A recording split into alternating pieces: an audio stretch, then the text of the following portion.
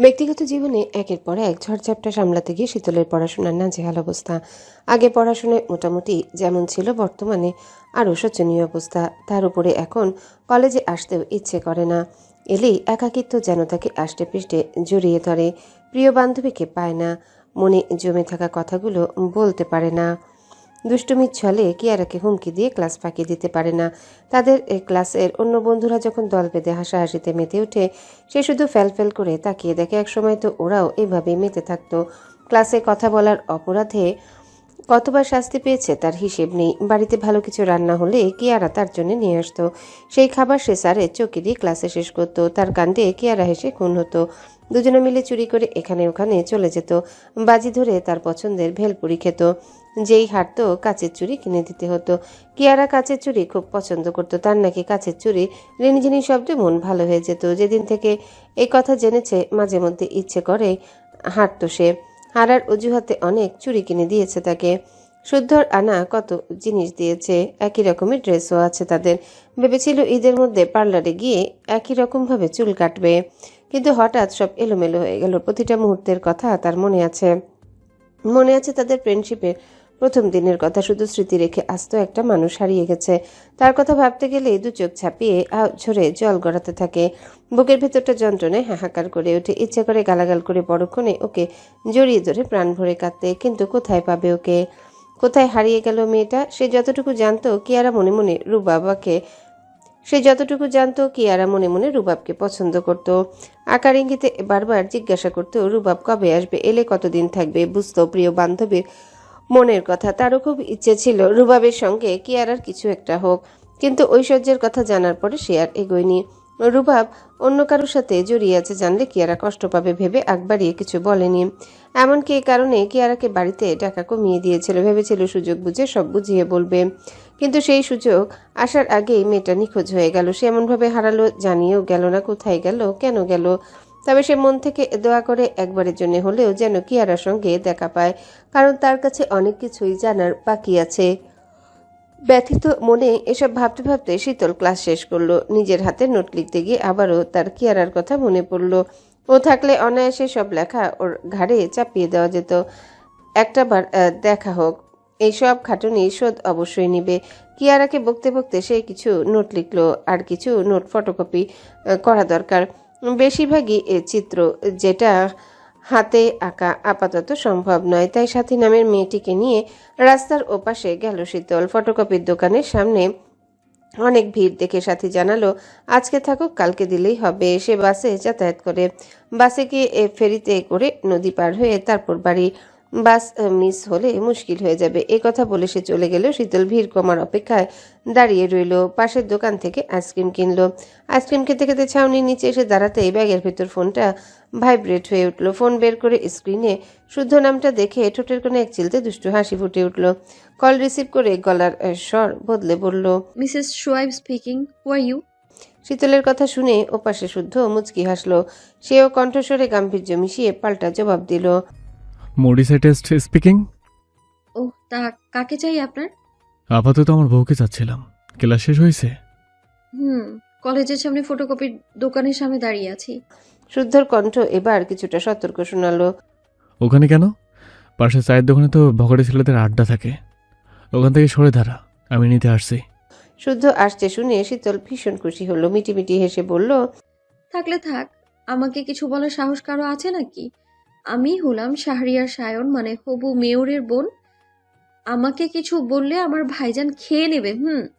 এই কথা শুনে শুদ্ধ হেসে ফেলল। গায়ে থেকে অ্যাপ্রন খুলতে খুলতে বলল, তা তো খাবেই, ডাকাত ভাইদের ডাকাত বোন বলে কথা। সাইডে দাঁড়া, এখনই আসছি। আসুন। ফোনটা কেটে দিয়ে শীতল গলে যাওয়া আইসক্রিমে একটা বড় কামড় বসালো। দোকানের দিকে তাকিয়ে দেখলো ভিড় এখনো কমেনি। আজই কেন সবার ফটোপিক করার ধুম পড়লো কে জানে। তবে এখন আর তারা নেই, শুদ্ধ তো আসছেই। এই কথা ভেবে ডানে ঘুরতে নিজের নাম শুনে বামে ঘুরে তাকালো শীতল। পাশে দাঁড়ানো পুরুষটার স্থির দৃষ্টি তার দিকেই। তবে উনি আর কি বলেছে শুনতে পায়নি সে। শুনতে পায়নি বুঝে লোকটা পুনরায় বলল, বললাম, আরে শীতল রানী যে, এত রোদের মধ্যে এইখানে কেন? বাড়ি যাবে না? লোকটা কথাটা বলে তার আপাদমস্তক দেখে ঠোঁটের কোণে বাঁকা হাসি ঝুলিয়ে দাঁড়িয়ে রইল। সূক্ষ্ম নজরে পরখ করলো ফুটফুটে ফুলের মতো সুন্দর মেয়েটাকে। রোদের তাপে ফর্সা গাল দুটো লালচে হয়ে উঠেছে, ঠোঁট জোড়া যেন রক্তিম আভা ছড়াচ্ছে।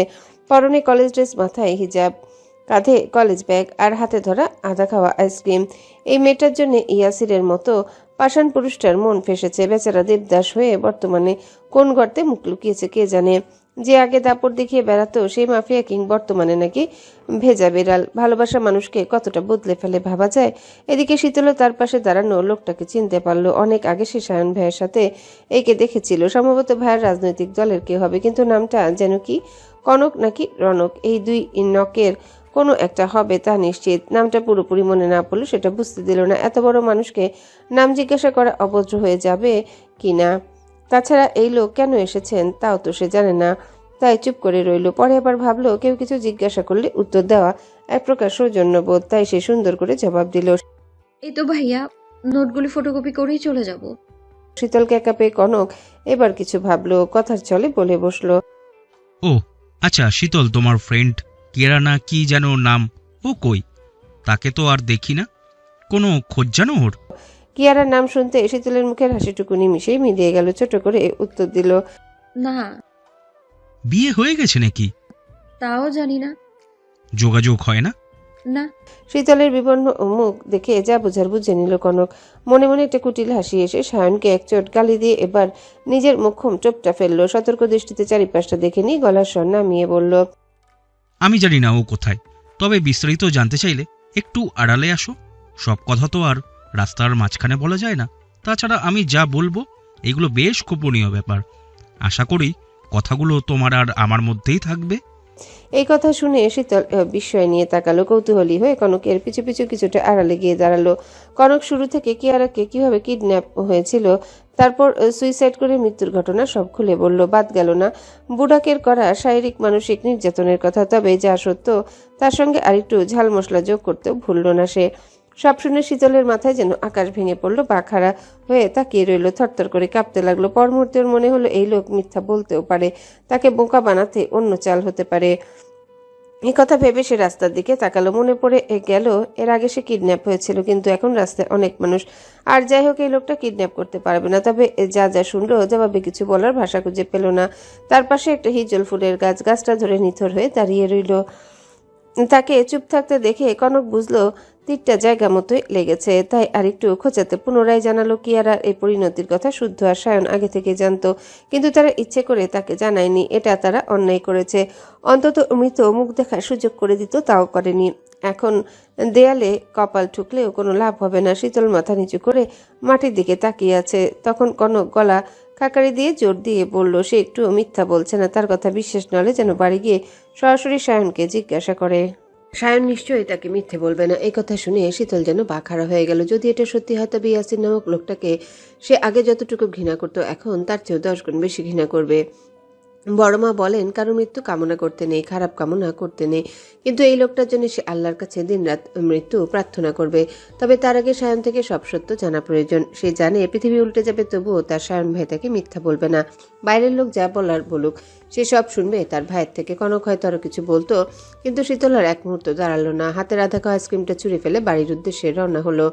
কনকের কথার তালে ভুলে গেল শুদ্ধতাকে নিতে আসছে। সে ঝাপসা চোখে রাস্তা পার হয়ে কোনো মতে রিক্সা ডেকে উঠে বসলো। এতক্ষণ ধরে চোখের পানি আটকে রাখলেও নিজেকে আর সামলাতে পারল না। দুহাতে মুখ ঢেকে হু হু করে কেঁদে ফেললো। প্রিয় বান্ধবীর মুখ আর জমানো স্মৃতিগুলো চোখের সামনে ভেসে উঠল। কিয়ারার করুণ দশা সে মানবে কিভাবে? এই কঠিন সত্য আজীবন তার বুকের ভিতর কাটার মতো বিঁধে থাকবে। কাঁদতে কাঁদতে সে দোয়া করতে লাগলো এসব যেন মিথ্যা হয়, ভয়াবহ দুঃস্বপ্ন হয়। কিয়ারার সঙ্গে দেখা না হোক, তবুও যেন পৃথিবীর কোথাও না কোথাও বেঁচে থাকে, ভালো থাকে। এদিকে তাকে এইভাবে কাঁদতে দেখে মধ্যবয়সী রিকশাওয়ালা আর চোখে তাকাচ্ছেন। প্রেমিকের সঙ্গে ঝগড়া হয়েছে ভেবে কিছু জিজ্ঞাসা করলেন না, তবে মুখ কুঁচকে ফেললেন। এই কাজে থেকে প্রতিদিন কত কিছুরই না সাক্ষী হন। হুট তুলে কেউ কেউ এমন কাজ করে যে ইচ্ছে করে লাথি মেরে রিকশা থেকে ফেলে দিতে, কিন্তু চাইলে কি তা সম্ভব হয়? তাছাড়া বড়লোকদের সন্তানরা যা করে সব ঠিক। এসব ভেবে উনি ধীর গতিতে রিকশা টানছিলেন। হঠাৎ একটা কালো বাইক হাতের ইশারায় ওনাকে থামাতে বলল। রিকশা থেমে যায়। শীতল দেখলো শুদ্ধ বাইকে বসা। তাকে দেখে দ্রুত চোখ মুছে নিল শীতল, কিন্তু তাতেও লাভ হলো না। ততক্ষণে ফর্সা মুখটা লাল বর্ণ ধারণ করেছে। শুদ্ধ রিকশালার ভাড়া মিটিয়ে শীতলের দিকে তাকালো, বলল, নেমে আয়। বিনা বাক্যে শীতল নামলো। কিছু বলার আগেই বাইকের পেছনে বসলো। কাঁধে হাত রেখে পিঠে কপাল থেকে চুপ করে বসে রইল। মাথা ব্যথা করছে নাকি জিজ্ঞাসা করলো। না বোধক মাথা নাড়ালো। শুদ্ধ বাইক স্টার্ট করে বাড়ির পথে না গিয়ে উল্টো পথ ধরলো। এখন বাড়ি গেলে অনেক প্রশ্নের মুখে পড়তে হবে, আর শুদ্ধ নিজেও ওর কান্নার কারণ না জানা পর্যন্ত শান্তি পাবে না। কিছুক্ষণ আগেও কথা হলো, এরই মধ্যে কি এমন হলো যে কাঁদতে হবে? এমনিতেই বাড়িতে চঞ্চল, যত রকম দুষ্ট বুদ্ধি সব তার উপরই প্রয়োগ করে। অহেতুক হলেও তাকেই বেশি জ্বালায়, তাকেই বকায়। যদিও আগের তুলনায় তার দুষ্টুমি অনেক কমেছে। এখন আগের মতো ধাপে ধাপে দুষ্টুমি না করলেও সুযোগ পেলে ছাড়ে না। কিন্তু বাড়ির বাইরে সাধারণত এমন আচরণ করে না। অযথা কান্নাকাটি করার মেয়ে সে না। তাহলে এইটুকু সময়ের মধ্যে কি এমন হলো? এখন তো সরাসরি কিছু জিজ্ঞাসা করলেও বলবে না। ওর পেট থেকে কথা বের করতে হলে অহেতুক ঝগড়া করতে হবে। এক পর্যায়ে অতিষ্ঠ হয়ে নিজেই সব উগড়ে দেবে। কিন্তু ঝগড়া শুরু করার আগে শুদ্ধ অনুভব করলো তার পিঠে শার্ট ভিজে যাচ্ছে। এবার তার সত্যি খটকা লাগলো। কণ্ঠস্বর নরম করে বলল, কষ্টের পরিমাণ কি অনেক বেশি? আমাকে একটু ভাগ দেওয়া যাবে? শীতল কোনো জবাব দিল না। শুদ্ধ আবারও বলল, কেউ চাইলে তার সবটুকু কষ্ট আমার কাছে আমানত রাখতে পারে। কবুল বলার সময় তো কষ্টের ভাগ নেওয়ার ওয়াদা করেছিলাম, তাই না? এবারও নিস্তব্ধতা। তবে পিঠের শার্ট আঁকড়ে ধরেছে দেখে শুদ্ধ বলল, চোখের জলের সাথে নাকের জল মিশিয়ে খিচুড়ি বানিয়ে আমার শার্টটা নষ্ট না করলে কি নয়? বেচারা শার্টটা তো কারো ক্ষতি করেনি। এবারও কোনো সারা শব্দ না পেয়ে শুদ্ধ বাইকের আয়নায় তাকালো। দেখলো শীতল পিঠে মুখ লুকিয়ে ফুপিয়ে কাঁদছে সে। অথচ অদ্ভুত কারণে বুক পুড়ছে তার। এত যত্নে আগলে রেখে অন্যের কথায় কাঁদলে সহ্য হয়? কান্নার কারণও তো অজানা। তাই আবারও বলল, বাইক থামাবো? থামাই। পিঠের বদলে আমার বুকে মুখ লুকিয়ে কাঁদলে হয়তো শান্তি পাবি। লোকে বলে স্বামীর বুকে শান্তি থাকে। সেই শান্তি স্ত্রীর সব কষ্ট ভোলার মহা ওষুধ বলে কাজ করে। বিশ্বাস না হলে নিজে পরীক্ষা করে দেখো। শীতলকে ঢোক গিলে নিজেকে সামলানোর চেষ্টা করলো। কিন্তু বুকের মধ্যে একদলা কষ্ট চাপ ধরে আছে। সে এটাও বুঝলো তার কান্না শুদ্ধর পছন্দ হচ্ছে না। তাই কান্না জড়িত কণ্ঠে অস্পষ্ট সুরে মুখ খুলল, জেনে বুঝে কখনো কারো খারাপ চাইনি।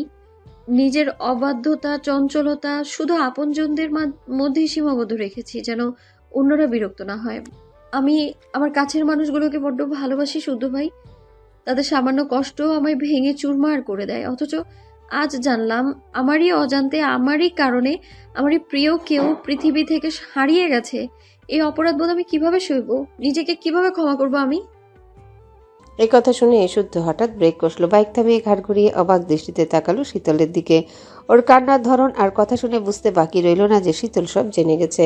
তবে এই মুহূর্তে রাস্তায় দাঁড়িয়ে কথা বাড়ানো যুক্তিযুক্ত মনে হলো না তার কাছে। যা বলার খুব সুন্দর করে বুঝিয়ে বলতে হবে।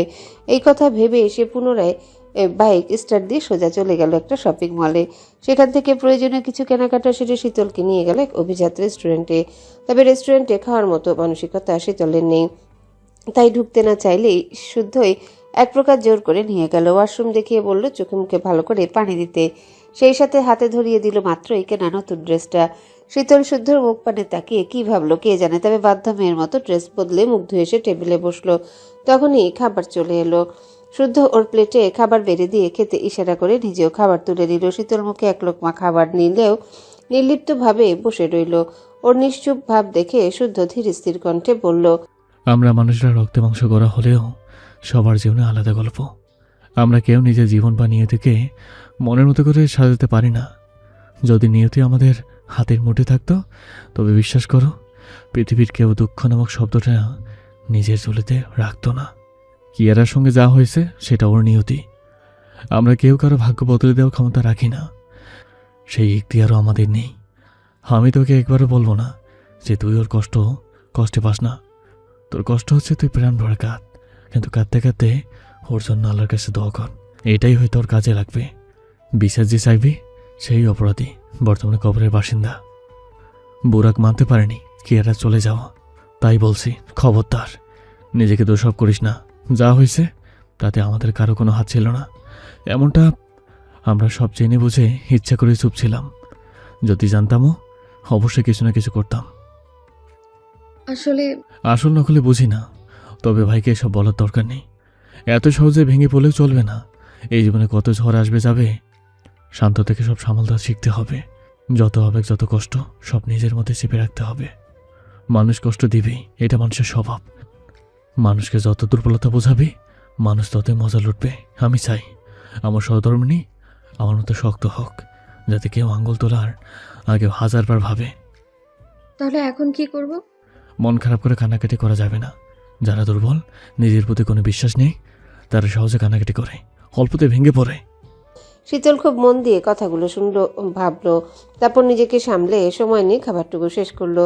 কথাগুলো কাজে দিয়েছে দেখে শুদ্ধ হাঁপ ছেড়ে বাঁচলো। ভাবরে এতক্ষণ কাঁদতে দেখে বুকের ভেতরটা কেমন করছিল। তারপর সেখান থেকে বেরিয়ে দুজন ইচ্ছে মতো ঘুরলো। শ্মশানঘাটের পাশ দিয়ে যাওয়ার সময় না চাইতেও হেসে ফেললো। মনে পড়লো বিপদের চৌরাস্তার ঘটনা। বাড়ি ফিরতে ফিরতে মাগরিবের আজান হয়ে গেল। দুজনে ফ্রেশ হয়ে নিল।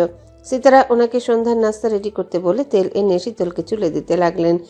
একটু পরে শুদ্ধ এসে বসলো। শীতলের লম্বা চুলে দুটো বিনুনি দেখে পড়ল। আর কত পুতুল বানিয়ে রাখবি? এখন বাড়ির বউ হয়েছে, মেয়ে ধরে কাজ শেখাতে হবে। ছেলের কথা শুনে সিতারা ফিক করে হেসে ফেললেন। বললেন, কেন, ভয় হচ্ছে নাকি? কিসের ভয়? নতুন করে যদি আবার বিয়ের প্রস্তাব আসে সেই ভয়?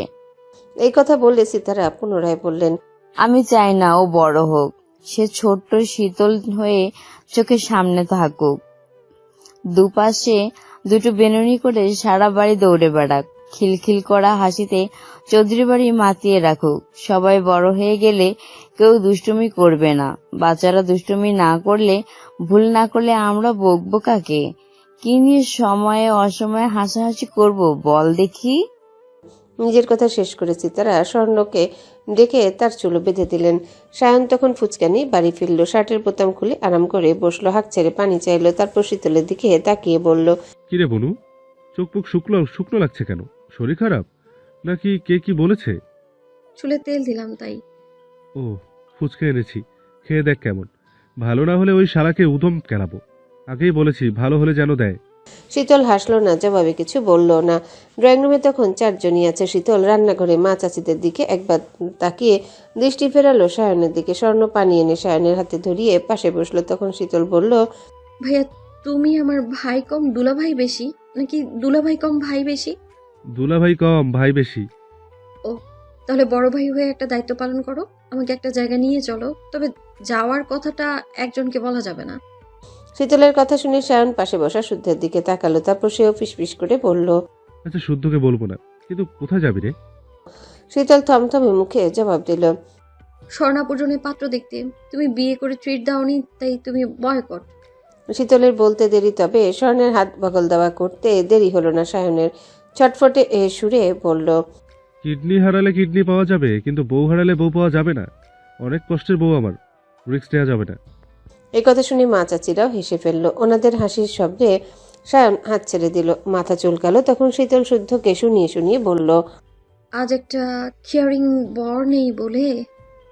মাস দেড়েক পরের ঘটনা। চৌধুরী নিবাসে সকাল যেভাবে শুরু হয় আজও সেভাবেই শুরু হয়েছে। সারাফাত চৌধুরী নাস্তা সেরে যাওয়ার সময় শীতলকে কলেজে নামিয়ে দিয়ে গেছে। ক্লাস শেষে সায়ন কিংবা শুদ্ধ গিয়ে আনবে। নির্বাচন যত এগিয়ে আসছে, প্রতিটা অলিগলিতে নতুন প্রাণ চাঞ্চল্য দেখা দিয়েছে।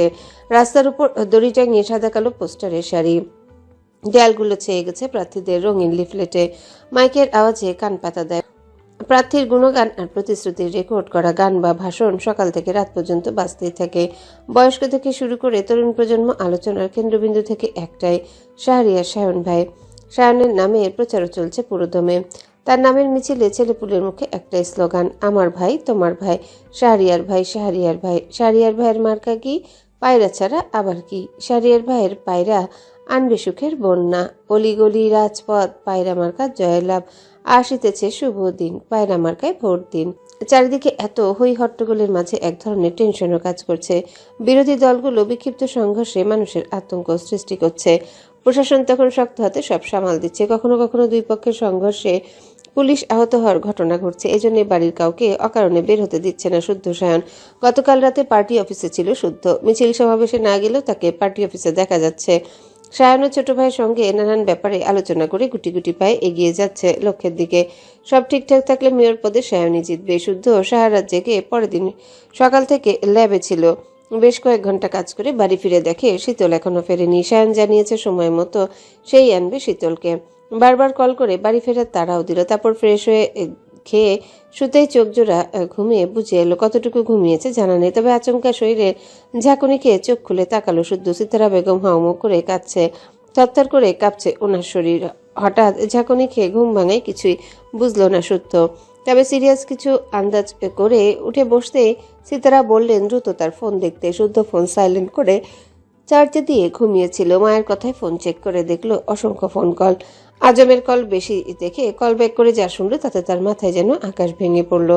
অতঃপর কোনো দিকে না তাকিয়ে এক দৌড়ে নিচে নামলো। তারপর বাইক নিয়ে পৌঁছালো এক নির্জন জায়গায়। তখন মাগরিবের আজানের আগ মুহূর্তে স্তিমিত আধার নেমেছে ধরণীর বুকে। সেই মুহূর্তে ভিড় করেছে অসংখ্য মানুষ, হইচই চারিদিকে। সে ভিড় ঠেলে এগিয়ে যেতে দৃষ্টি আটকালো কলেজ ড্রেস পরা অল্প বয়সী এক মেয়ের দিকে। তাতেই শুদ্ধ হৃৎপিণ্ড যেন থমকে গেল। দেখলো কলেজের ড্রেস পরা শীতল বসে আছে মাটিতে, তার কোলে রক্ত ভেজা সায়নের মাথা, দুজনের পোশাক রক্তে রাঙা।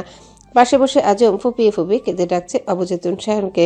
হতভম্ব শুদ্ধ এগিয়ে যেতে শীতল চোখ তুলে তাকালো, তাকে দেখে নিষ্পলক দৃষ্টিতে তাকিয়ে রইল। কথা বলার শক্তি হারিয়ে ফেললো, ভিতরের সবটুকু আক্রোশ আর হাহাকার মিশে কিছু শব্দ গুছালো। তারপর ভাঙা গলায় থেমে থেমে বলল, কোনো বোন কি চোখের সামনে ভাইয়ের নিথর দেহ দেখতে পারে? পারে না, আমিও পারিনি। ওরা আমার ভাইকে মারতে এসেছিল, আমি ওদের মেরে দিয়েছি। শীতলের কথাগুলো যখন শুদ্ধর কানে পৌঁছালো তখন শুদ্ধ পা খাড়া। যে মেয়েটা পিঁপড়ে মারতে ভয় পেত তার এমন দুঃসাহসিক কথা কাজে শুদ্ধ চেনা জগৎটা মুহূর্তে যেন উল্টে পাল্টে গেল। বেশ কদিন ধরে পেট ব্যথায় ভুগছে শীতল।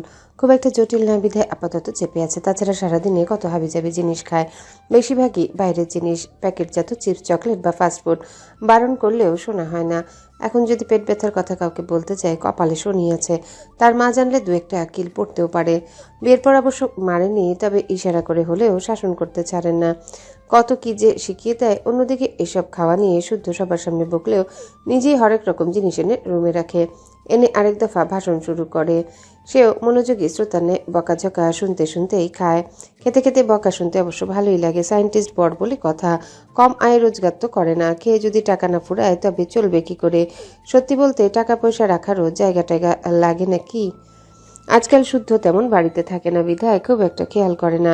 এই সুযোগে এসব খাওয়ার পরিমাণও বাড়িয়েছিল, আর এজন্য বোধহয় গ্যাস্ট্রিকের সমস্যাটা বেড়েছে। গ্যাস্ট্রিক ভেবে ওষুধও খায়।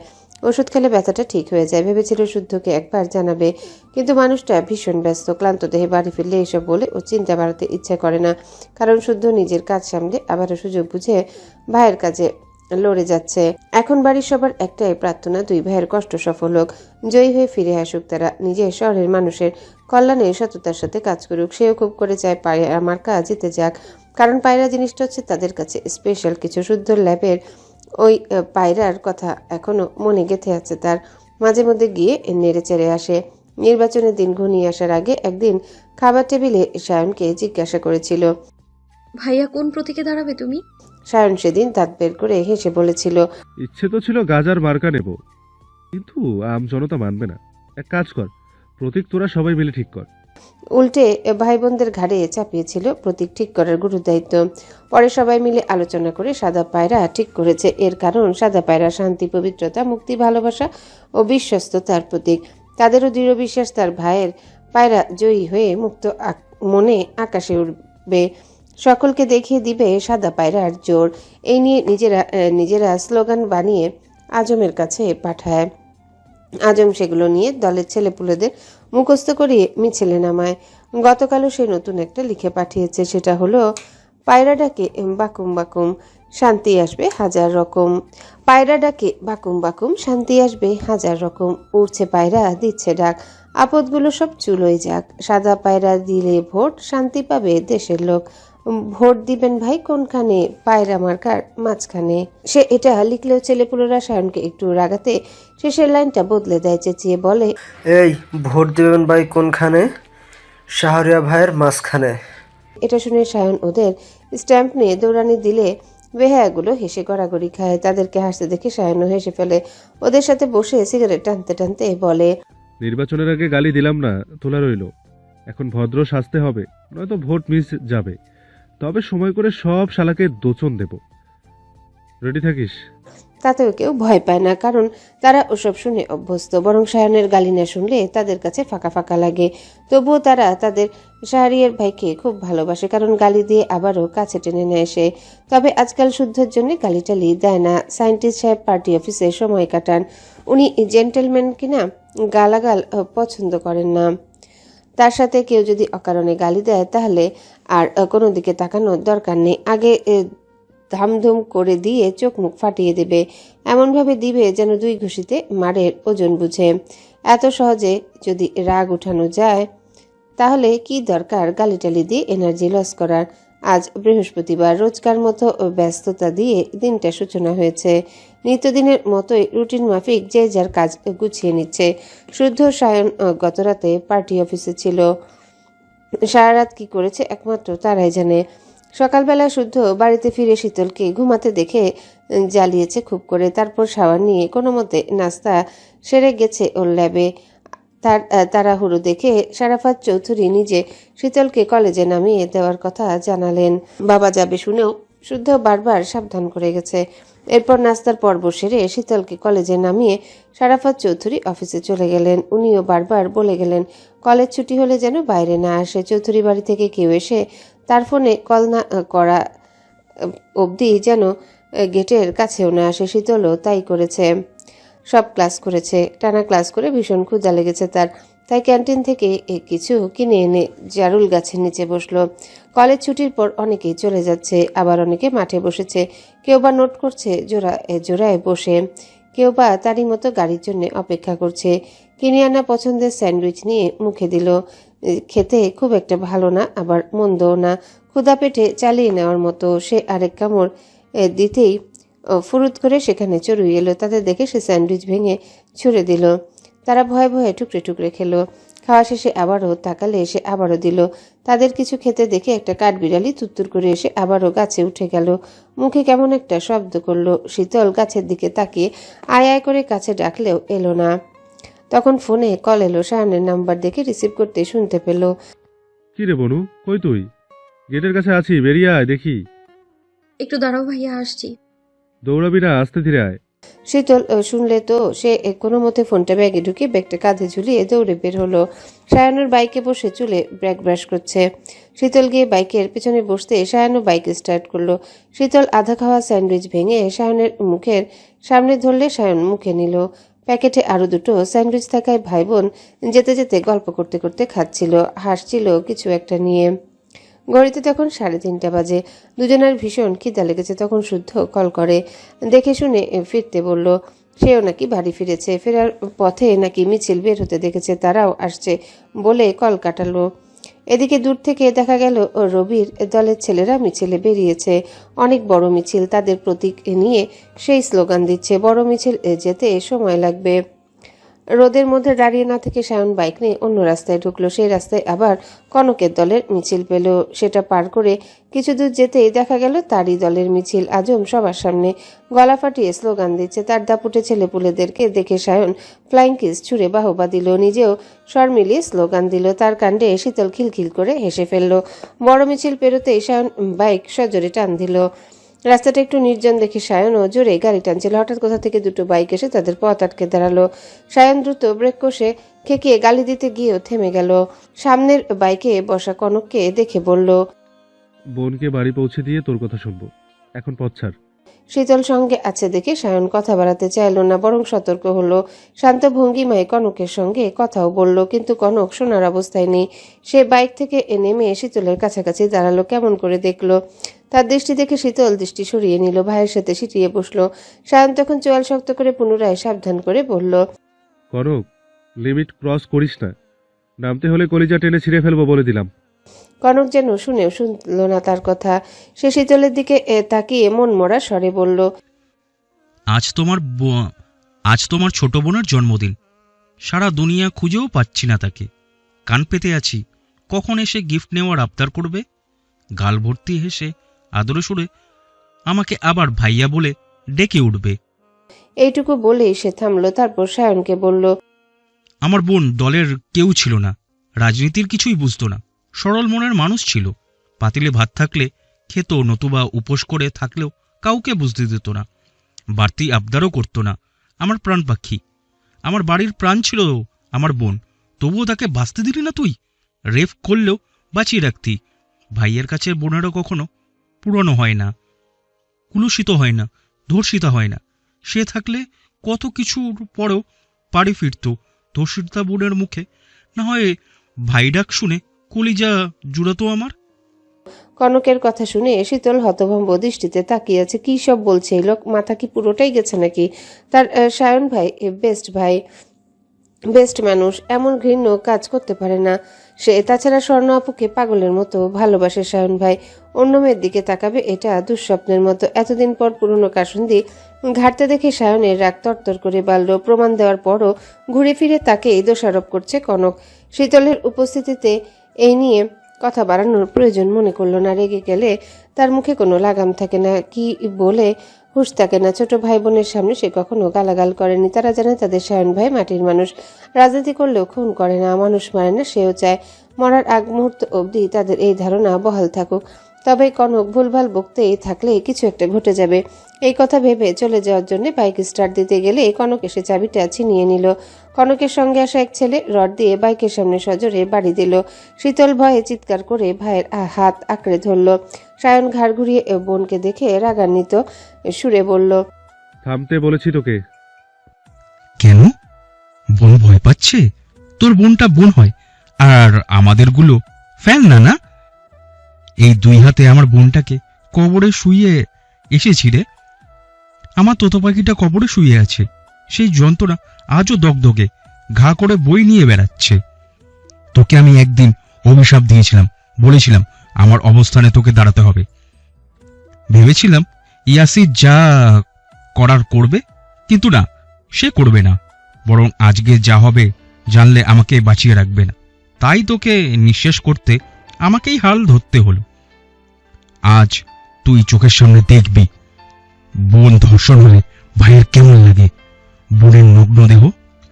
কনক আর বলতে পারল না। সায়ন শীতলকে ধরে বাইক থেকে নেমে কনককে এলোপাতাড়ি মারতে লাগলো, চিৎকার করে বলতে লাগলো, মাদার চোদ, দিনে দুপুরে নেশা করে আমার সঙ্গে চুদুর বুদুর চুদাও। তোমার চুদুর বুদুর তোমার কাছে রাখো। এর আগে পেন ড্রাইভে প্রমাণ দেওয়ার পরও নতুন করে ঢং মারাইতে আসছো তুমি? নাক দিয়ে গলগল করে আসা রক্ত শার্টের বাহুতে মুছল কনক। হতভম্ব শীতলের দিকে তাকিয়ে হাসলো, তারপর বলল, শীতল রানী, তোমার সায়ন ভাই কিন্তু মারাত্মক লেভেলের পর্ন লাভার, জানো? সব ধরনের পর্ন ও কালেকশন করে থাকে। এইগুলো কিছুদিন আগে আজকেও পেন ড্রাইভ থেকে অসংখ্য কালেকশন দিয়েছে। লজ্জায় শীতল চোখ নামিয়ে নিল, মুখটা গলার সঙ্গে মিশিয়ে নিল। কথাটা মিথ্যে জেনেও সায়ন ঘুরে বোনের মুখের দিকে তাকাতে পারল না। থমথমে সুরে বলল, আমি তোকে একটা পেন ড্রাইভ দিয়েছিলাম। দিয়েছিলি তো? সেখানে কিছু থাকার কথা ছিল। ছিল তো, অনেক ছিল। তোর পছন্দের পর্ন। কনক কথা শেষ করার আগে দাঁড়ানো চারটা ছেলে আচমকা সায়নকে এলোপাথারি মারতে লাগলো। কনক ছেলেদের হাতে মোটা রড তুলে দিয়ে নিজে এগুলো শীতলের দিকে। তাকে এগোতে দেখে শীতল কেঁদে উঠে পালানোর আগে হিজাবে টান পড়লো। টেনে হিচড়ে হিজাব খুলে রাস্তায় ছুঁড়ে ফেললো। শীতল বুকের কাছে আড়াআড়ি ভাবে হাত রেখে হম করে কাঁদতে কাঁদতে ভাইয়া বাঁচাও, ভাইয়া। বলি করুণ সুরে কাঁদছে। ছেলেগুলো ধারালো রামদা রড দিয়ে মারতে লাগলো। সায়নকে রাস্তায় শুইয়ে ফেলেছে। মার খেতে খেতেও সায়ন কনককে থামতে বলছে। ওর চিৎকারে কনক ভীষণ মজা পাচ্ছে। সে সায়নের দিকে একবার তাকিয়ে টান মেরে শীতলের বুকের ভি বেল্ট খুলতে গেলে শীতল মুচড়ামুচড়ি শুরু করলো। কনক তাকে পেছন থেকে জাপটে ধরে নোংরা স্পর্শে ছুঁয়ে দিতে থাকলো। ভাইয়ের অবস্থা আর আসন্ন বিপদ বুঝে শীতল হাত জোর করতে লাগলো, কিন্তু শুনলে তো। শীতল অশ্রুবিদ্ধ চোখে রাস্তার এদিক ওদিক তাকালো সাহায্যের আশায়, কিন্তু সে হয়তো এটা জানে না কনক পূর্ব পরিকল্পনা করে এখানে এসেছে। এই রাস্তায় প্রবেশ ও বের হওয়ার পথে তার ছেলেদেরকে পাহারায় রেখেছে। সাধারণ পথিকও 1 ঘন্টার মধ্যে এদিকে আসতে পারবে না। কনক তাকে পিচঢালা রাস্তায় আছড়ে ফেললে শীতল চিৎকার করে উঠতে গেলে তাকে কিক মারল কনক। কিক লেগেছে পেটে। শীতল পেট ধরে কুকিয়ে উঠল। বোনকে মেরেছে দেখে সায়ন সামনের ছেলেটাকে লাথি মেরে সরিয়ে আসার জন্য উঠে দাঁড়াতে দুটো ছেলে গালি দিয়ে বাহুতে রামদার কোপ বসিয়ে দিল। সায়নের পরনের শার্ট কেটে মাংস কেটে রক্তের ধারা বইতে শুরু করলো। তবুও সায়ন থামলো না। কনককে লাথি মেরে সরাতে গেলে ছেলেগুলো আবারও কোপাতে লাগলো। গালি দিতে দিতে সায়নের বুকে লাথি বসিয়ে রাস্তায় ফেলে দিল। কনক তার নিজের কার্যসিদ্ধি করতে উঠে পড়ে লেগেছে। কি ভেবে যেন শীতলকে টেনে হিঁচড়ে পাশের জঙ্গলের দিকে নিয়ে গেল। শীতল চিৎকার করে কাঁদছে। বোনের আকুতি অসহায় কান্না সায়ন সহ্য করতে পারছে না, তাই নিজেও কাঁদতে কাঁদতে বলল, কনক, আল্লাহর দোহাই লাগে, থাম। আমার বোনটাকে ছেড়ে দে। তুই যা বলবি তাই হবে। আমি নির্বাচন থেকে সরে দাঁড়াবো, তবুও ছেড়ে দে আমার বোনকে। ওর কিছু হলে আমার শুদ্ধটা মরে যাবে। তোর পায়ে পড়ি, আল্লাহর দোহাই লাগে, ছাড় প্লিজ। আমাকে জেনে মেরে দে, তবু আমার শীতলের কিচ্ছু ক্ষতি করিস না। শীতল ও সায়নের চিৎকার করা কান্নায় আশপাশটাও ভারী হয়ে উঠল। ঘুমোট ধরে থমকে গেল আকাশ বাতাস, কিন্তু তাদের আকুতি কারো মন গড়ল না। কেউ শুনল না তাদের আর্তনাদ। কনক ততক্ষণে শীতলের ড্রেস ছিঁড়ে ফেলেছে। পুরুষালী শক্ত হাতের থাপ্পড়ে ফর্সা গালে দাগ বসে গেছে। সে বাধা দিলে কনক শীতলের গলার ভাঁজে কামড়ে ধরে বলল, এই বেশ্যা, কি আছে তোর শরীরে? কিসের জন্য শুদ্ধ পাগল? কিসের জন্য ইয়াসির পাগল? কিসের লোভ দেখিয়ে পুরুষ নাচাস তুই? দেহের খুব জ্বলন না? কত জ্বলন তাই দেখবো। কনকের জঘন্য কথা আর একটু দূরে বড় ভাইয়ের অসহায় কান্না দেখে শীতলের কান্না থেমে গেল। সে কনককে বাধা দিল না, জোর খাটিয়ে আটকাতেও গেল না। বাধা না পেয়ে কনকও বুঝে নিল শীতল মিয়ে গেছে। সে হেসে তার সালোয়ারে হাত দিলে শীতল কনকের বুক বরাবর লাথি বসাতে গেলে কনক পা ধরে ফেলল। পাল্টা আক্রমণ করছে দেখে কনক গালি দিল। পরপর আরও দুটো থাপ্পড় দিয়ে পেছনে ঘুরে তাকালো। চেঁচিয়ে বলে উঠল, রনি, ওই খানগির পোলাকে এদিকে আন। ওই সামনে ওর বোনকে রেপ করবো। সারা পৃথিবীর সবচেয়ে ঘৃণিত শাস্তি দেব। পুরনো হিসাব চুকাবো আজ। বোঝাবো যার যার জিনিস তার তার দরদ, যার যার বোন তার কাছে কত আদরের, কত স্নেহের। শীতল ততক্ষণে বুঝে গেছে তাদের কান্না ভয় অসহায়ত্ব কাজে আসবে না। যা করতে হবে বুদ্ধি খাটিয়ে করতে হবে। এ কথা ভেবে ঘাড় ঘুরিয়ে সায়নের দিকে তাকালো। সায়ন তখনও আকুতি করেই যাচ্ছে। ভাইয়ের আকুতিতে ব্যথা ভুলে গেল, কান্না ভুলে গেল। দুরু দুরু করা বুকে গচ্ছিত ভয়টুকু হঠাৎ উধাও হয়ে গেল। মন ও মস্তিষ্ক চিৎকার করে বলতে লাগলো, এবার লড়ো নয়তো মরো। একথা ভাবতে ভাবতে হঠাৎ চোখের সামনে শুদ্ধর মুখটা ভেসে উঠল। কানে বাজতে থাকলো একটা কথা, আমি ছাড়া কারো অযাচিত স্পর্শ শরীরে লাগতে দিবি না, প্রয়োজনে মেরে দিবি, বাকিটা সামলে নেব আমি। শুদ্ধ সেদিন কথাটা বলে থেমে থাকেনি, বরং বিশেষ কৌশলে কলেজ ড্রেসে একটা ছোট্ট পকেট তৈরি করিয়েছিল। চেন সিস্টেম করে সেখানে একটা টিজার গোপনে রাখার ব্যবস্থা করে দিয়েছিল। টিজার ব্যবহার করা শিখিয়েছিল। টিজার হলো কম বয়সী প্রাণঘাতী এক ধরনের ইলেকট্রিক অস্ত্র। এর মাধ্যমে কিছুক্ষণের জন্য হলেও আক্রমণকারীর হাত থেকে রক্ষা পাওয়া যায় এবং টিজার বহনযোগ্য, যা আত্মরক্ষা সুবিধাজনক করে তোলে। তবে এটা বাংলাদেশে ব্যবহার নিষিদ্ধ। বিপদে পড়ে এটার কথা বেমালুম ভুলে বসেছিল সে আর ভাবলো না। কামিজের বিশেষ ভাঁজে থাকা টিজারটা কৌশলে খুঁজলো, তবে তার ভাগ্য বোধ হয় সহায় নাই, তাই এত খুঁজেও পেল না। শীতল ততক্ষণে বুঝে গেছে তাদের কান্না ভয় অসহায়ত্ব কাজে আসবে না। যা করার বুদ্ধি খাটিয়ে করতে হবে। কিন্তু কি করবে, কিভাবে বাঁচাবে ভাইকে? এই কথা ভেবে ঘাড় ঘুরিয়ে সায়নের দিকে তাকালো। সায়ন তখনও ভাঙা গলায় আর্তনাদ করে যাচ্ছে। সেই আর্তনাদ শুনে ছেলেগুলো খুব মজা পাচ্ছে, খুব হাসছে। হাসতে হাসতে যে যেভাবে পারছে হাতে থাকা রড আর হকি স্টিক দিয়ে ইচ্ছে মতো মারছে, বিশ্রী গালি দিচ্ছে। সায়ন একা পেরে উঠছে না, পারা সম্ভব না। একা কতক্ষণ টিকবে, কতক্ষণ সহ্য করবে? ভাইয়ের নিস্তেজ হয়ে আসা গোঙানিতে শীতল কান্না ভুলে গেল।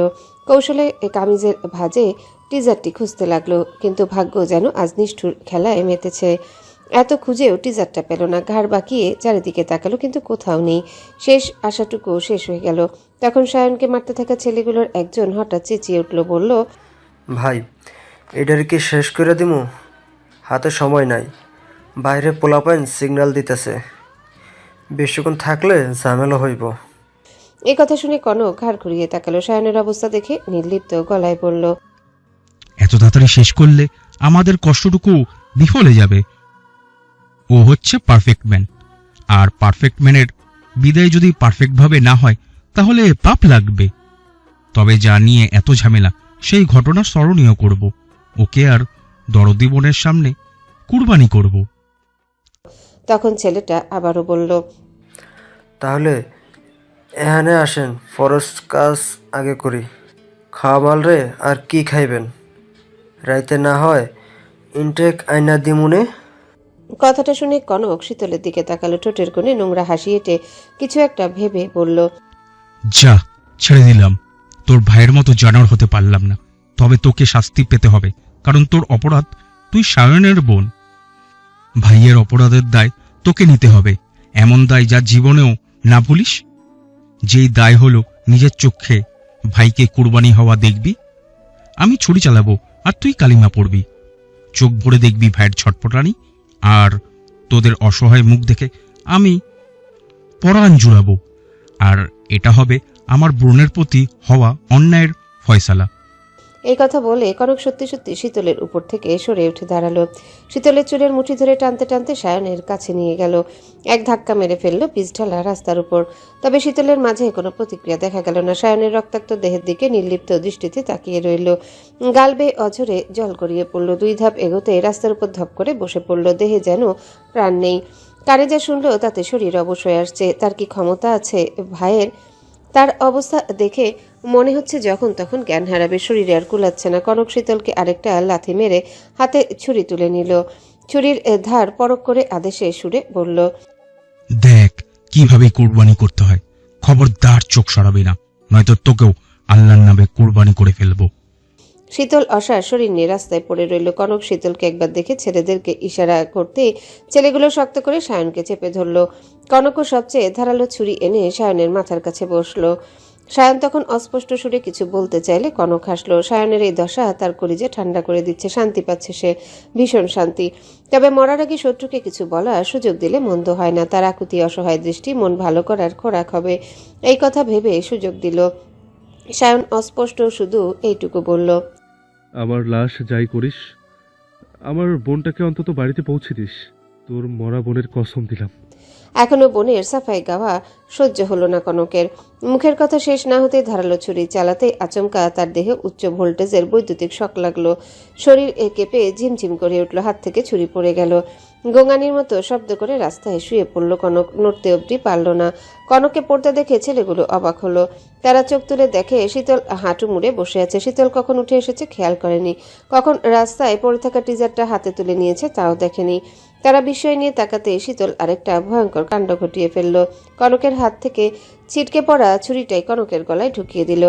এমনভাবে ছুরি ঢুকালো ওপাশ দিয়ে ছুরি বেরিয়ে গেল। তাজা রক্তের বান এসে লাগলো শীতলের গায়ে। তবুও শীতল থামল না। চোখের পলকে ছুরি একটানে বের করে পরপর কনকের বুকে ঢুকিয়ে মোচড় দিল। শখে স্থির হওয়া কনক ছুরিকাঘাতে কোরবানির গরুর মতো শব্দ করে একেবারে স্থির হয়ে গেল। শীতল নিজে থরথর করে কাঁপছে সর্বাঙ্গ। একা একা বিড়বিড় করে বলছে, আর মারবি আমার ভাইকে? মারবি? মেরেই দেখ। শান্ত অবলা মেয়েটা অশান্ত রূপ থেকে ছেলেগুলো কিছু বলার শান্ত অবলা মেয়েটার অশান্ত রূপ দেখে ছেলেগুলো কিছু বলার ভাষা হারিয়ে ফেলল। মেয়েটা এমন কিছু করবে কল্পনাও করেনি। তারা ছুটে গিয়ে কনকে শ্বাস চেক করে দুপা পিছিয়ে গেল। কনকের শ্বাস চলছে না। জলজন্ত ছেলেটা চোখের পলকে মারা গেল, এটা কিভাবে সম্ভব? এদিকে রাস্তা পাহারা দেওয়া ছেলেগুলো কল দিয়ে যাচ্ছে, কেউ রিসিভ করছে না দেখে মেসেজ করলো। তারা সরে যাচ্ছে। আজমরা মিছিল শেষ করে ফিরে আসছে। এ পথে ঢুকবে কিনা বলা যাচ্ছে না, তবে শীঘ্রই সরে যাওয়া উচিত। আজমদের হাতে পড়লে তাদের চিহ্ন রাখবে না। আবার যা ঘটে গেছে এখানে থাকলে তাদের ঘাড়ে দোষ আসতে পারে। মেয়েটা যখন মেরেছে সেই ফাঁসুক, এই কথা ভেবে আবার ভাবলো মেয়েটাকে কিছু না বলে যাওয়া ঠিক হবে না। তারা রড তুলে মারতে গেলে সায়ন গড়িয়ে গেল শীতলকে রক্ষা করতে। সায়নের তখনও জ্ঞান ছিল, কিন্তু শেষ রক্ষা হলো না। রডের বাড়ি পড়লো শীতলের গায়ে। ছেলেগুলো 2 ভাই বোনকে আরেক দফা মারতে লাগলো। হকি স্টিকের লাস্ট বাড়িটা সায়নের মাথায় পড়াতে এবার পুরোপুরি জ্ঞান হারালো সায়ন। শীতল ভাইয়ের মাথা তার কোলে তুলে নিল। কামিজের এক কোণা দিয়ে যত্ন করে ভাইয়ের গলা আর মুখ মুছে দিল। গলগল করে রক্ত বেরোচ্ছে, কিন্তু কোথা থেকে আসছে এত রক্ত? কোপানো বাহু, ফাটা মাথা, নাকি থেতলে যাওয়া মুখ থেকে, নাকি গলা থেকে? কোথায় ধরবে? কোথায় ধরলে রক্ত পড়া বন্ধ হবে? সে পড়ে থাকা হিজাব নিজের বুকে জড়িয়ে ভি বেলটা সায়নের মাথায় বেঁধে দিল। সায়নের পকেট থেকে রুমাল বের করে বাহু বাঁধলো। তারপর ভাইয়ের কপালে চুমু খেলো। ধীরে ধীরে মাথায় হাত বুলাতে বুলাতে নিভু নিভু স্বরে ডাকলো, ভাইয়া, এ ভাইয়া, তাকাও না একটু। সায়ন তাকালো না। অনেক আগে চোখ জোড়া বন্ধ করে নিয়েছে, মেনে নিয়েছে তার অসহায়ত্ব। সায়নের সারা শব্দ পেল না দেখে শীতল নীরবে কাঁদতে লাগলো। কাঁদতে কাঁদতে তার গলার স্বর বসে গেল। চিৎকার করা কান্নায় অদ্ভুত শোনাচ্ছে। কাঁদতে কাঁদতে হঠাৎ মনে হলো কাউকে খবর দিতে হবে, ভাইকে হসপিটালে নিতে হবে। এদিক ওদিক তাকিয়ে ব্যাগ খুঁজতে নজর পড়ল রাস্তায় পড়ে থাকা সায়নের ফোনের দিকে। কেউ ফোন দিচ্ছে, সাইলেন্ট থাকায় শব্দ হচ্ছে না। সায়নের মাথাটা কোল থেকে নামিয়ে ফোনের কাছে গেল। ফোনটা হাতে তুলে দেখলো ডিসপ্লেতে ভাসছে আজমের নাম। কল রিসিভ করলেও গলা দিয়ে কথা বের হলো না তার। ওদিকে আজম, হ্যালো ভাই, ভাই কথা কন। হ্যালো। করেই যাচ্ছে। নেটওয়ার্কের সমস্যা ভেবে আজম কল কেটে আবারও কল ব্যাক করলো। শীতল সায়নের দিকে একবার তাকিয়ে কম্পিত হাতে কল রিসিভ করে বহু কষ্টে উচ্চারণ করলো। আজম ভাই, ভাইয়াকে, ভাইয়া, ভাইয়া উঠছে না কেন, কথা বলছে না কেন? সায়নের ফোনে মেলি কণ্ঠস্বর শুনে আজম অবাক হলো। কান থেকে ফোন সরিয়ে নাম্বার চেক করে দেখলো সায়নেরই নাম্বার। ভাঙা গলা শুনে প্রথমে বুঝতে পারেনি এটা শীতল, পরে যখন বুঝলো আজমও যেন স্থির হয়ে গেল। আসন্ন বিপদের কথা মাথায় আসতে শিকদারা বেয়ে ঠান্ডা স্রোত বয়ে গেল। দরদর করে ঘামতে লাগলো। ঢোক গিলে বলল, শীতল বোন, আমার ভয় নেই, আমি এক্ষুনি আসছি। আশপাশ দেখে বলো তো বোন, কোথায় আছো তোমরা? আপনার সঙ্গে দেখা হলো ওই ওই রাস্তায়। আসছি বোন, এক্ষুনি আসছি। এই কথা বলে আজম ছুটতে শুরু করলো। আচমকা পাগলের মতো ছুটতে দেখে বাকি ছেলেরাও ঘটনা জেনে দৌড়াতে শুরু করলো। তারা মিছিল শেষ করে ফিরছিল। ছেলেপুলেরা মিছিল করলে তাদেরকে খুশি করতে হয়। সায়নের কথা অনুযায়ী আজম সেটাই করছিল, হাসাহাসি করছিল। সায়ন জিতলে বড়সড় ট্রিট নিবে সেটা নিয়ে আলোচনা করছিল। তারা আবার খুব সহজে সায়নের কাছে আবদার করতে পারে।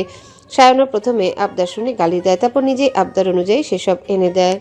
প্রথমে আবদার শুনে গালি দেয়, তারপর নিজে আবদার অনুযায়ী সেসব এনে দেয়। মানুষটাকে এজন্যই তারা ভালোবাসে। এমন একটা মানুষকে যদি মেয়র হিসেবে পায় তবে মন্দ হয় না। আজকের মতো মিছিল করা শেষ। রাত 9টার দিকে আরেকবার বের হবে পোস্টার লাগাতে। আমজাদের মোড়ের দিকে কারা যেন পায়রার পোস্টার ছিঁড়ে ফেলেছে, নতুন করে আবার লাগাতে হবে। তাছাড়া কোন রাস্তায় যাবে জানার জন্য সায়নকে কল করেছিল আজম। কে জানে মানুষটার উপর দিয়ে ঝড় বয়ে গেছে।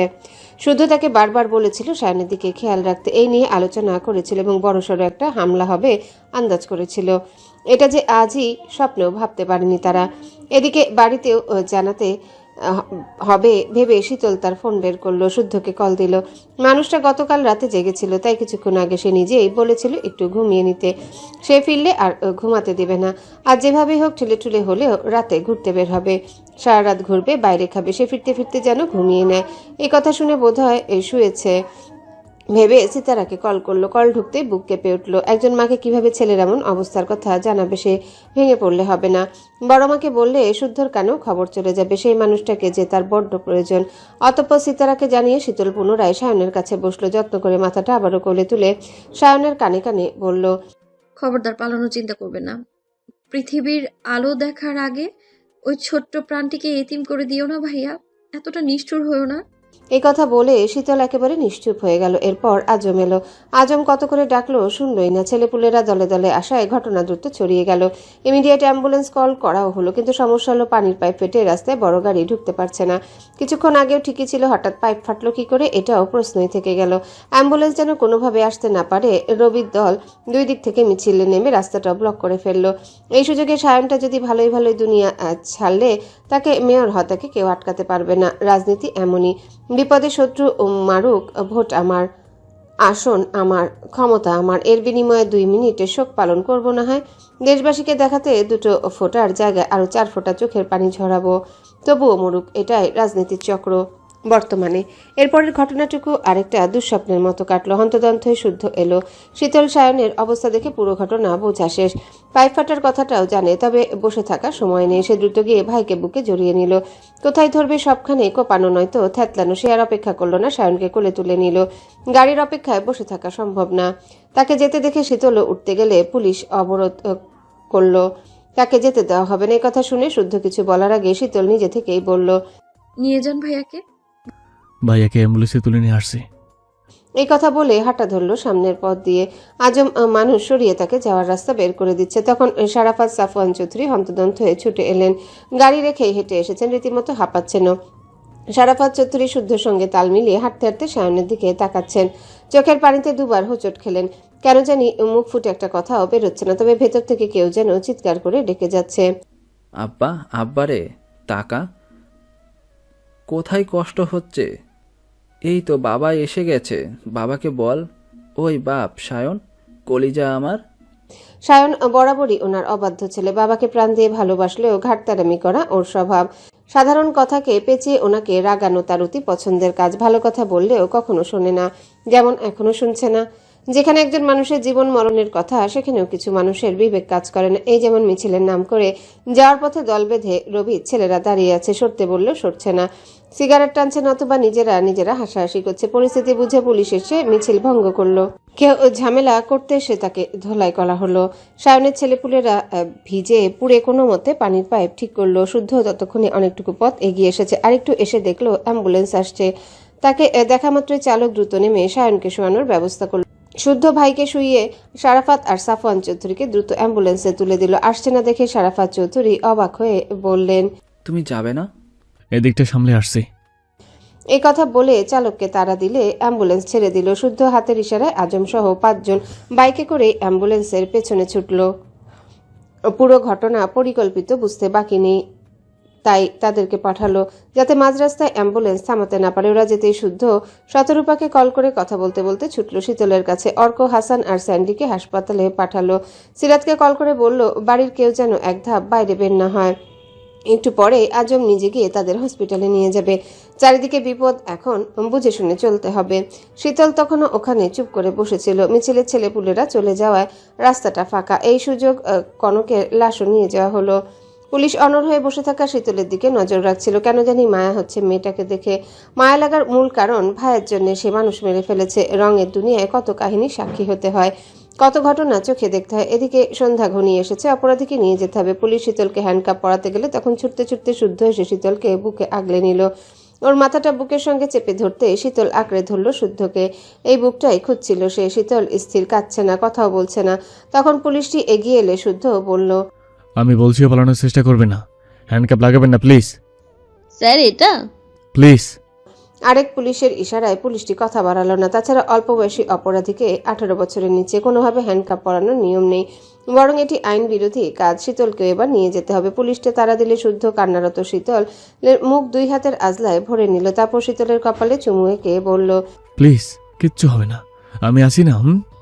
এই কথা বলে নিজের হাতে শীতলের মুখ মুছে দিল। মুছে লাভ হলো না, পরক্ষণে গাল ভিজে গেল। শুদ্ধ পুনরায় বুকে জড়িয়ে নিল। শীতলের কানে কানে নিচু স্বরে বলল, আমি সশরীর না থাকলেও আমার হয়ে কাউকে না কেউ থাকবে, ভয় নেই। এটুকু বলে শীতলকে বুক থেকে সরিয়ে বলল, ওনাদের সঙ্গে যাও, একটু পরে আমি আর ফুপি আসছি। ভাইয়া? ভাইয়ের কিচ্ছু হবে না ইনশাল্লাহ। এই কথা বলে শীতলকে বোঝালেও আসলে কি তাই? এরপর শীতলকে দাঁড় করিয়ে যেতে ইশারা করলো। শীতল সম্মতিসূচক মাথা নাড়িয়ে এক ধাপ বাড়িয়েও দাঁড়িয়ে গেল। ঘুরে তাকালো শুদ্ধর দিকে। মানুষটাকে ছাড়া থাকতে ভীষণ কষ্ট হবে। তার প্রশস্ত বুকটা ছাড়া ঘুমানো কষ্ট হবে। চোখের সামনে ভাসছে বোনের মুখ। সায়নের কথা শুনে তার অবস্থা কি হবে ভাবলে কলিজা কেঁপে উঠছে। তবে শান্তির কথা হলো যে অমানুষ তার ভাইয়ের গলায় ছুরি ধরেছে, সে মানুষটাকে সরিয়ে ফেলেছে। যদি না সরাতো জীবনের সবচেয়ে বড় আফসোস হয়ে উঠত। যা হয়েছে তাই নিয়ে ভেবেও কাজ নেই। তবে সামনে যা হবে ভয় পেলে বা কান্নাকাটি করলে তার সামনে দাঁড়ানো মানুষটা ভেঙে পড়বে। অথচ এই মানুষটার এখন অনেক দায়িত্ব, অনেক কাজ, তাকে এখন থাকতে হবে অবিচল।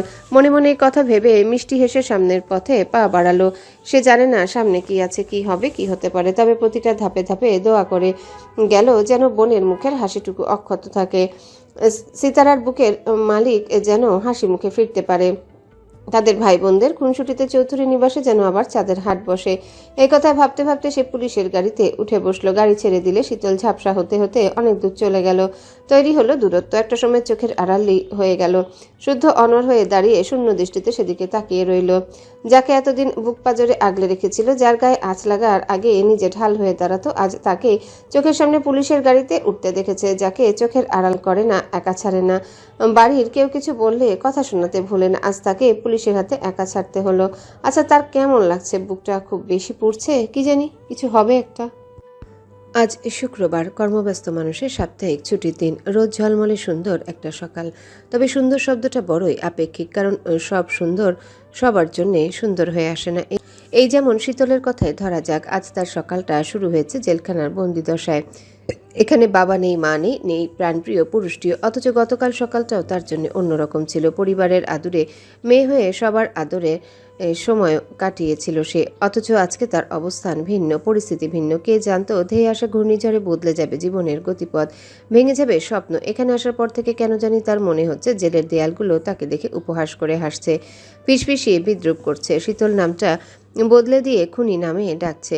সে অবশ্য তাতে লজ্জা কিংবা ভয় পাচ্ছে না, বরং ভালো লাগছে, কারণ সে জানে এই সমাজের মানুষের চোখে খুনি আসামি অপরাধী হলেও যা করেছে ভাইকে বাঁচাতে করেছে, বোনের মুখের হাসি টেকাতে করেছে অনাগত অতিথির জন্যে, করেছে একজন মায়ের জন্য যিনি কোলে বুকে করে তার সন্তানকে মানুষ করেছে চৌধুরী বাড়ির সব জীবন্ত ফুলগুলোকে একই ডালে ফুটিয়ে রাখতে। সেখান থেকে একটা ফুলকে হারিয়ে ফেললে বাগানের সব সৌন্দর্য হারিয়ে যাবে, শূন্যতা গিলে খাবে বাকি ফুলগুলোকে। তাছাড়া নতুন অতিথিকেও জানানো দরকার বাবা মানে বিশাল বটবৃক্ষ, সন্তানকে আপদ বিপদ থেকে রক্ষা করা জীবন্ত দেওয়াল। শুধু এইটুকু বোঝানোর জন্য হলেও ভাইয়াকে যে বাঁচতেই হবে। সে অবশ্য জানেই না নতুন অতিথি আগমনের কথা, শুধু সেই না, বাড়ির কেউই জানে না। শীতল নিজেও জানতো না, যদি না পরশু রাতে বোনের কাছে শুতে যেত।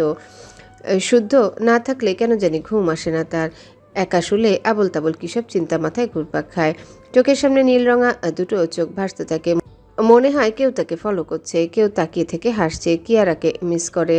তাদের স্মৃতিগুলো মনে পড়ে, নিজেকে খুব অপরাধী মনে হয়। শুদ্ধর বাইরে থাকলে বুকের ভেতরটা ভয়ে কুকড়ে থাকে। তার বয়স অল্প, তবে জীবনের যেসব সমস্যা পার করেছে ভয়টা আজকাল জেঁকে বসেছে। এসব চিন্তা যখনই মাথায় ভর করে তখনই মায়ের কাছে ছুটে চলে যায়, না হলে দেখে সায়ান আছে কিনা। যদি দেখে সায়ান নেই তাহলে স্বর্ণের সঙ্গে ঘুমায়। স্বর্ণ তাকে কাছে টেনে গল্প করতে করতে ঘুম পাড়িয়ে দেয়। সেদিনও সে গিয়েছিল, কিন্তু রুমে ঢুকে দেখে স্বর্ণ ওয়াশরুমে থেকে বের হচ্ছে, চোখে মুখে পানি দিয়ে এলেও কাহিল অবস্থা দেখে স্বর্ণ হেসে শুতে বলল। মুখ মুছে পানি দিয়ে শীতলের গা ঘেঁষে শুলো। 3 বোন আগে এভাবে শুয়ে কত গল্প করত, শখ চলে যায় একটু খারাপই হয়েছে। শীতল একবার ভাবলো শখকে ভিডিও কল করে গল্পের সঙ্গী করতে, কিন্তু অর্ক থাকলে খারাপ দেখাবে, তাই সেই চিন্তা বাদ দিল। নড়ে চড়ে স্বর্ণের পেটের উপর এক পা তুলে দিয়ে আরাম করে শুলো। পাশের জনের পেটের উপর পানা দিলে তার ঘুম আসে না। বিয়ের প্রথম কদিন ঘুমের ঘরে শুদ্ধর পেটের উপরও পা তুলে দিত, শুদ্ধ নামিয়ে দিলে আবার দিত, তাতে ভীষণ বিরক্ত হতো। এক পর্যায়ে বিরক্তি সুরে বলতো, না, এর জ্বালায় তো পারা গেল না। কোনো ভদ্র মেয়ে এভাবে ঘুমায়? সেও ঘুমের ঘরে জবাব দিত, খ্যাচ খ্যাচ না করে ঘুমান, সকালে উঠে সালাম করে নেব। বেচারা তখন কিছু বলার ভাষা খুঁজে না পেয়ে চুপ করে থাকে। কয় মাসের অবশ্য তারও অভ্যাস হয়ে গেছে, বরং এখন সে পা না দিলে নিজে টেনে নেয়। শীতল অভ্যাসবশত স্বর্ণের পেটে পা দিলে স্বর্ণ নামিয়ে দিল, গল্প করতে করতে আবারও পা দিলে আবারও নামিয়ে দিল। এক পর্যায়ে সে ব্যাপারটা খেয়াল করে মুখ বেজার করে বলল, আপু, তুই বড় জায়ের মতো ব্যবহার করছিস কেন? একটু পা দিলে কি আর এমন হবে? এই কথা বলে পা দিতে গেলে স্বর্ণ পা ধরে থামিয়ে দিয়ে বলল, কার যেন বেবিদের গায়ের স্মেল পছন্দ। আমার? ওয়েট আপু, এই আপু, বেবি এলো কোথা থেকে? তার উপস্থিতি এখানে আছে বলেই তো আনা হলো। মানে কি? সামথিং। এই কথা শুনে শীতল ভড়াক করে উঠে বসলো। কিছু একটা আন্দাজ করে চোখ বড় বড় করে একেবারে স্বর্ণের মুখের দিকে তাকালো। তো একবার ওর পেটের দিকে। মূল ঘটনা ধরতে পেরে খুশি চোটে চিৎকার করতে গেলে স্বর্ণ মুখ চেপে ধরে ইশারায় না করলো। মৃদু হেসে বলল, চুপ বোন, চিৎকার করিস না, বাড়ি কেউ জানে না। স্বর্ণ শীতলের মুখ ছেড়ে দিল। ছাড়া পেয়ে শীতল বোনকে জড়িয়ে ধরে অভিনন্দন জানিয়ে বলল, আমাকে অভিনন্দন জানাবে না? তুইও কনসেপ্ট? আরে না, আমি তো খালামণি হব। আসলেই নাকি? তোমার হিটলার দেবর আগেই বলে দিয়েছে বাচ্চা কাচ্চা এখন না। তাকে যতটুকু চিনি ভুল করেও ভুল করবে না সে। ভাগ্যে থাকলে আমাদের পরিকল্পনার বাইরে অনেক কিছু ঘটে, তবে ভাইয়া যখন বারণ করেছে তাহলে জেনে বুঝে করেছে। আগে পিরিয়ডের সমস্যা ছিল, এখনো আছে। ভাবছি আরেকবার ডক্টরের কাছে যাব। আচ্ছা পু, সুখবরের কথা ভাইয়া জানে? স্বর্ণ নাবোধক মাথা নাড়ালো, অর্থাৎ জানে না। কদিন যাবৎ শরীর বেশি খারাপ হওয়ায় ইউরিন টেস্ট করেছিল, পজিটিভ দেখে বিশ্বাসই করতে পারেনি। পরে ব্লাড টেস্ট করে রিপোর্ট পেয়েছে আজ সন্ধ্যার পর। সায়ন আগেই জানিয়েছে আজ রাতে ফিরবে না, ফিরলে আগামীকাল দুপুরে। আর ফোনে জানতে ইচ্ছে করেনি। কিছু মুহূর্তের জন্য অপেক্ষা করাটাই উত্তম। সত্যি বলতে তার মনে হয় ফোনের থেকে মুখোমুখি দাঁড়িয়ে বলার আনন্দটুকু অন্যরকম। সে ফেরা মাত্রই সামনের মুখোমুখি দাঁড়ানো, তারপর প্রেগনেন্সির কিট আর ব্লাড রিপোর্টটা হাতে ধরিয়ে দেবে। তারপর দেখার পালা শাহরিয়ার চৌধুরী কী করে, কিভাবে নেয় খবরটা। হয়তো কথা বলা ভুলে যাবে, নয়তো খুশিতে তাকে জড়িয়ে ধরবে, কেঁদে ফেলবে। তার মানুষটা আবার একটু অন্যরকম বলতে দুঃখ পেলে হাসতে পারে, খুশির সময় কাঁদতে পারে। এইসব নিয়ে কথা বলতে বলতে স্বর্ণ ঘুমিয়ে গেল, কিন্তু খুশির চোটে শীতলের চোখে ঘুমিয়ে এলো না। সে নিঃশব্দে উঠে স্বর্ণের গায়ে ক্যাথা টেনে চারপাশটাও বালিশ দিয়ে ঘিরে দিল, যাতে বোন গড়িয়ে না পড়ে যায়। এখন থেকে খুব সাবধানে থাকতে হবে। তারপর সে পা টিপে টিপে বেরিয়ে রান্নাঘরে গেল। নিজের খুশিটুকু উদযাপন করতে একটা মিষ্টি মুখে পুরে আরেকটা হাতে নিয়ে উপরে উঠে এলো। শুদ্ধ রুমে এসে আয়নার সামনে দাঁড়িয়ে নিজেকে দেখল। বাবু কি তার মতো হওয়ার সম্ভাবনা আছে? না হলেও সবাইকে বলবে তার মতোই হয়েছে। কথা হচ্ছে খবরটা শুদ্ধকে দিতে মন চাচ্ছে, কিন্তু সায়ন যখন জানে না তখন আর কাউকে জানানো উচিত হবে না। আগে সায়ন ভাই জানুক, এরপর ঘটা করে সবাইকে জানাবে। তবে এই মুহূর্তে শুদ্ধকে একটু রাগানো যাক, এই কথা ভেবে সে বিছানায় হাত পা ছড়িয়ে শুয়ে পড়ল। মিটিমিটি হাসতে হাসতে শুদ্ধকে মেসেজ করলো। বাড়ি আসা হোক, এসে আমাকে বুকে জড়িয়ে ঘুম পাড়িয়ে দেয়া হোক। পাক্কা 20 মিনিট পর শুদ্ধর রিপ্লাই এলো। হ্যালো বন্ধুরা, পরবর্তী পার্ট খুব তাড়াতাড়ি আসবে, তো সবাই অপেক্ষায় থাকো। আর চ্যানেলটি যারা এখনো সাবস্ক্রাইব করোনি তারা পরবর্তী পার্ট দেখার জন্য চ্যানেলটি সাবস্ক্রাইব করে রেখো। ধন্যবাদ সবাইকে, আমাদের সাথেই থেকো।